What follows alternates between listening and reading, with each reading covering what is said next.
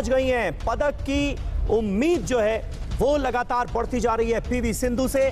Japan की Yamaguchi को एक मुश्किल मुकाबले में उन्होंने हराया।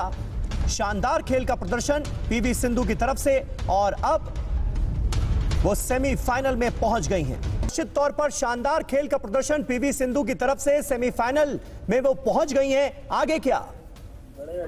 आगे अब सेमीफाइनल मुकाबला होगा और उसके बाद अगर वो जीत जाती हैं तो निश्चित तौर पर हम जानते हैं कि वो फाइनल में जाएंगी, यानी वो दावेदार हो जाएंगी गोल्ड मेडल या फिर सिल्वर मेडल की। और अगर वो सेमीफाइनल में हार जाती हैं तो फिर ब्रॉन्ज मेडल के लिए यानी तीसरे पायदान के लिए एक मैच होगा।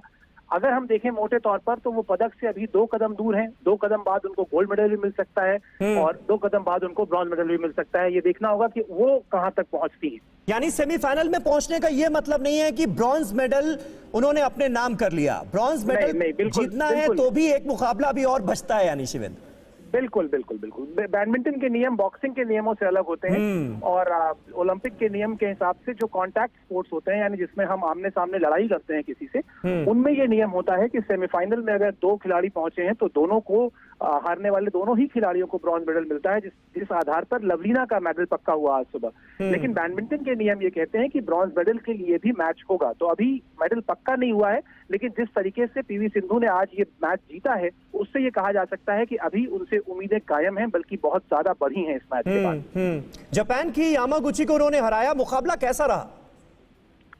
समीर, पहला सेट, पहला गेम जो था अगर वो हम देखें तो उन्होंने 21-13 से जीता। तो ये लग रहा था कि जो उनकी ओपोनेंट है यामागुची, उनको उन्होंने काफी थका दिया है और वो दूसरे गेम में भी बहुत इजीली उनके लिए रहेगा कि वो उसको अपने काबू में करें। लेकिन दूसरे गेम में जिस तरीके से यामागुची ने वापसी की, 22-20 तक मुकाबला गया, तो ये दिखाता है कि जो कहते हैं ना कि जब लंबा खेल होता है, जो ज्यादा देर तक अपनी फिटनेस के भरोसे मैच में बना रहे, वो काम पीवी सिंधु ने किया। तो ये जीत का जो श्रेय है खिलाड़ी को, दूसरे खिलाड़ी को थकाकर आप जब जीतते हैं, और कोर्ट को उन्होंने बेहतर तरीके से कवर किया।